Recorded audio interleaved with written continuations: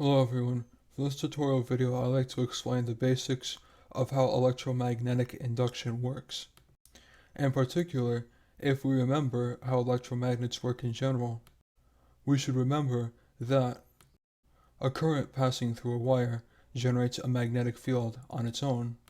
So it should follow that if there's a magnetic field perpendicular to a wire, it will generate a voltage for the same exact reason. A common method of bringing about induction is to move a permanent magnet rather than electromagnet back and forth, closer and farther away to a circuit, so that the induced voltage is exactly equal to the number of turns in the coil times the change in flux measured relative to the change in time.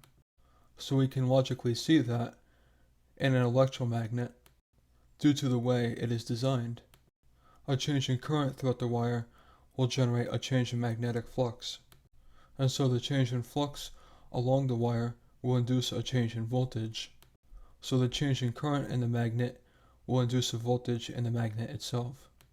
And this is called self-inductance, or inductance for short. And this is actually the principle behind how inductors are designed in electrical circuits.